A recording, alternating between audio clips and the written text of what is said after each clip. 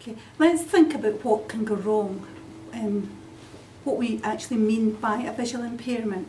There are two main kinds of visual impairment: ocular, and that's loss of visual acuity, or how clearly we're able to see detail at a fixed distance, or visual field loss, and that is the area that we're able to see.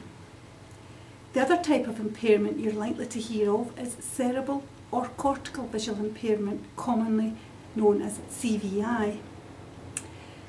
Before we go on to look at a couple of slides that show types of visual impairment, I'm going to explain what we mean by visual acuity and visual fields. There are approximately 12 children per 1,000 who are born with a significant visual impairment in Scotland. The children that we would normally support in school would be children who, with corrected vision if necessary, are able to see this line, which is known as 618 on a Snellen chart. So anybody who can see further down than that line, we would not term them to have a visual impairment if it is only a visual acuity. Nowadays we've moved on to use another measurement known as logmar, and I'm going to hold up a logmar chart now and show you the distance on that chart. So it's roughly halfway down this chart along this line here. If a child is able to read anything further down that chart with corrected vision, then we would not term them as having a visual impairment.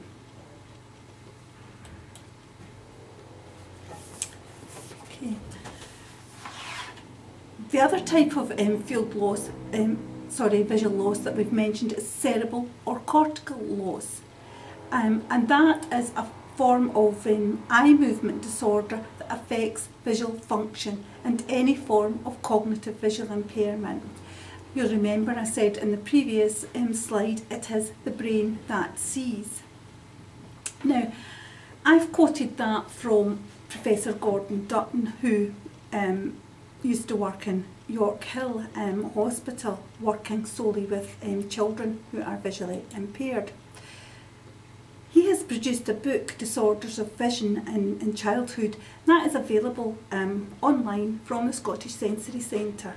The following slides that we're going to look at are some simulations of what we think a child with various common visual impairments see.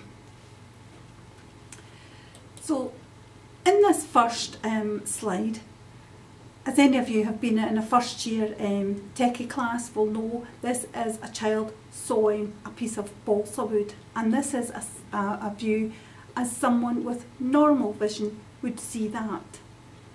We're going to look at the same picture again. Now this time, this is a child who has an eye condition called nystagmus who's looking at that. You'll see how wobbly it is. Now, very often we say that these are children who have wobbly eyes, and nystagmus is one of the most common visual impairments around. It can just be nystagmus that the child has, but very often it's a secondary eye condition. So children who have conditions such as Down syndrome, who have albinism, who may have cataracts, these children are also likely to present with nystagmus or wobbly eyes. For these children, very often you'll hear a class teacher say, "Look at me when I'm speaking to you." Now the problem is that sometimes these children have to adopt an odd head posture. They maybe look to the side, they maybe look down, or they maybe have to look up. And the reason they're doing that is where their eyes are at their steadiest. We call this their null point. So if we're asking them to look straight ahead, we're actually disrupting their ability to see things clearly. This is a picture of some girls playing football. Now take a good look at that picture, and we can see all around. We can see the players coming in from the side, we can see who's in front of us, and if you're using your peripheral vision, you're likely to see people coming in either side of you. In this next slide, the child has a loss of peripheral vision. Now look at the lack of information that they have. All they can see is what is exactly in front of them. So they have no idea of the players that are running at either side, or above or below. So these children are going to have real difficulties moving around in the school. Think about walking along a corridor. Think about in the dining hall. Think about in the playground. So very often children with a loss of peripheral vision will manage fine if they're seated at a desk, but they're going to struggle when they're moving around. And you'll sometimes hear people say, oh, they can see tiny detail. What's wrong with their vision? There's nothing wrong with their eyesight. Now you can see from this picture how difficult it is with a visual field loss, or how difficult it can be with a visual field loss, especially in movement activities.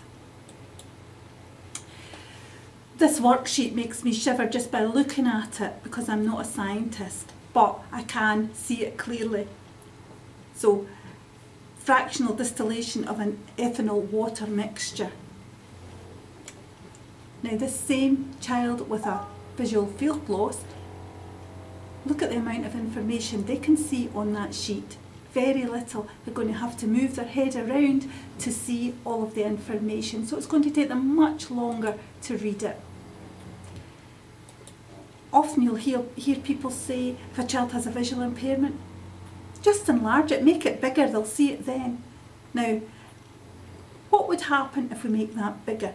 All we're going to do is exacerbate the problem. It's just going to be a bigger gap that's missing, so it's not always the answer just to enlarge it.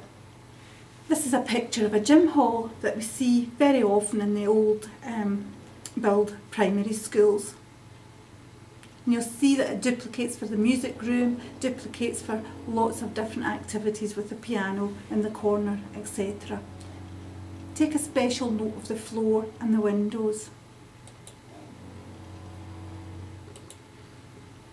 Now that is that same gym hall, and this might be a child who has a loss of central vision. And they've also got reduced visual acuity, so that is the area that they're able to see, but also the detail that they're able to see at a fixed distance. Again, it would be very difficult for that child moving around in these circumstances. The floor is shiny, they are getting the light from the window, but it's not helping them. Again, this is a maths book and a child who has a central visual field loss. Now remember, these are just simulations, but here it would be very difficult for that child to read that graph.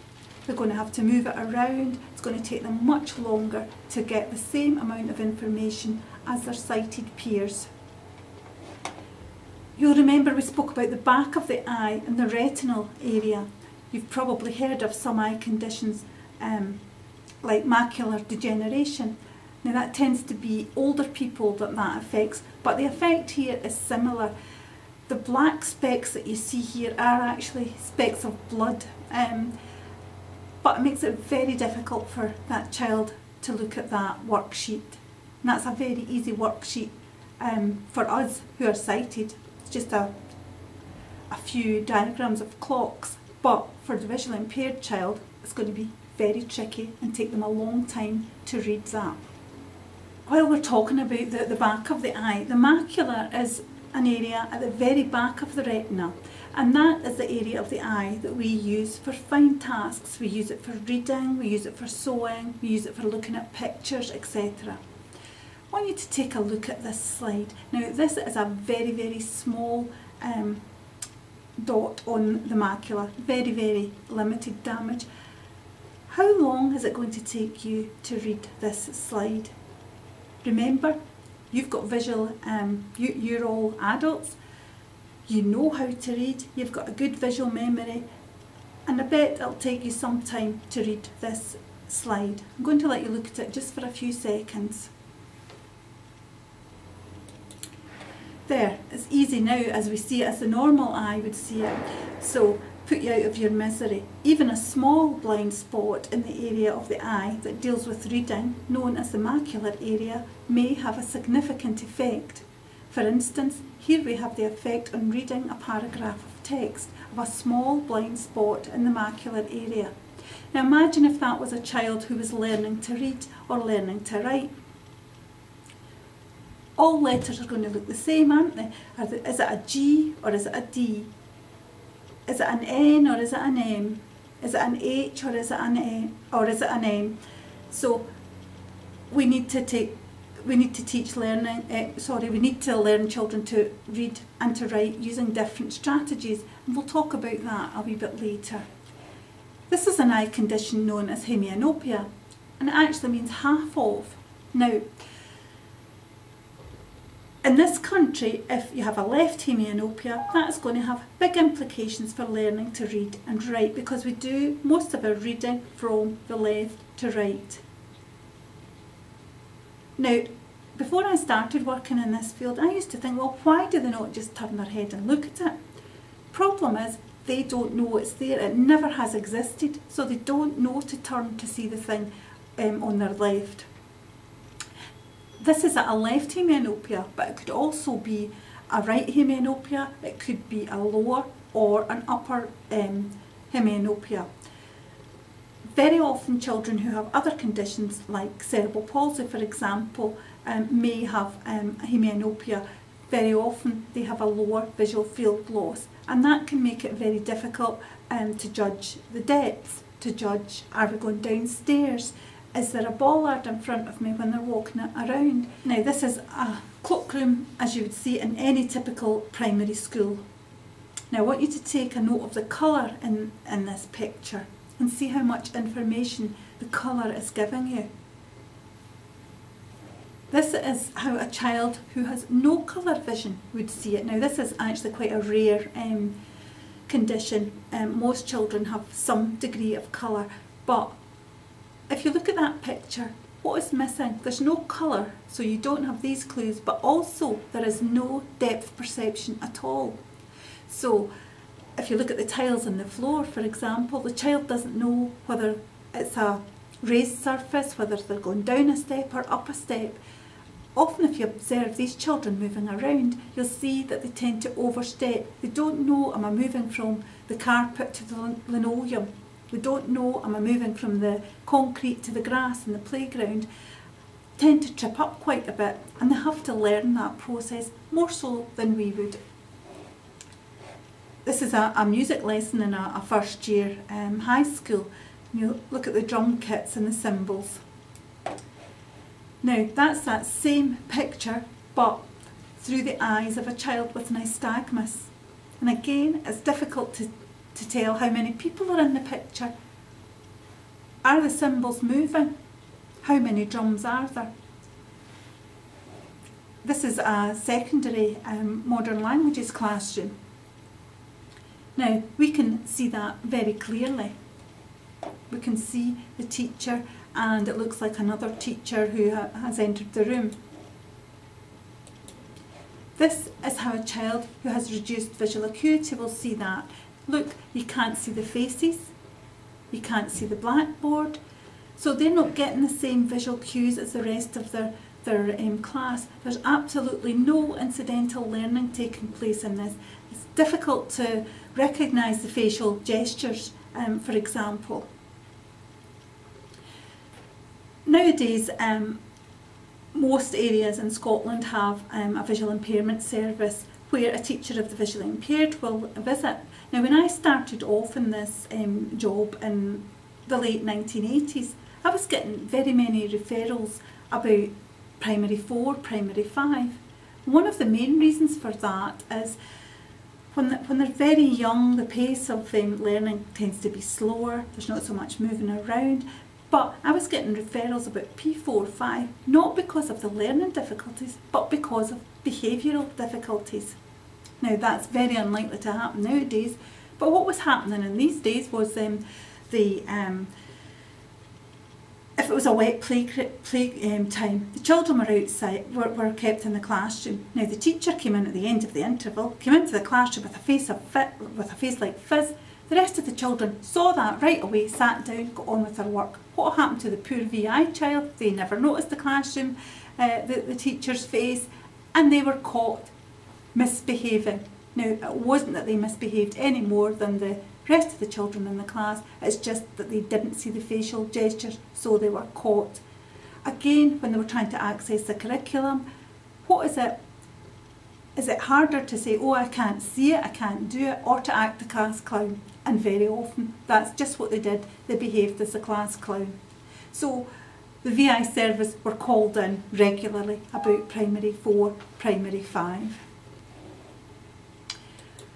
Look at this picture now. This is one for you. What can you see in this picture? Have a look at it. Might take you a wee while to decipher. Now, this is how a child who has 660 vision, that is this line in the eye chart, how they can see most of the time. I'm going to make it a wee bit easier for you. Now, what can you see now? Now, this is how a child with this level of visual impairment can see it. Can see much more, can't you? You can see the face, the outline of the face, can't see the facial features. You can see that there is some science equipment in the picture, but it's very difficult to see the detail. It's easy now, isn't it? That's how a person who's normally sighted would see this scene. You can see lots of detail at a glance. So, thinking about the slides that we've just looked at, a visual problem can give rise to less information coming in. We've got fewer facts on which to base our judgment. The quality of the information that comes in is not so good.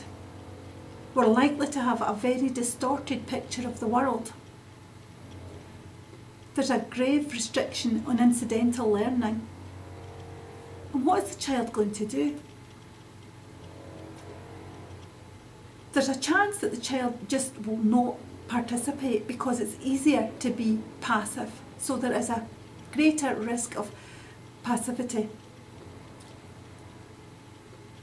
So we have a job to do here. There is a need for intervention to ensure that the learner reaches their optimum potential. So where are these children going to be? Well, legislation in Scotland now states that, except in very exceptional circumstances, these children are going to be in mainstream classes in Scotland. If you are a teacher, a mainstream teacher in Scotland, these children may be in your class and they will be your responsibility. In a recent project that the SSC undertook along with CREED, we looked at the number of children and young people with a visual impairment in Scotland.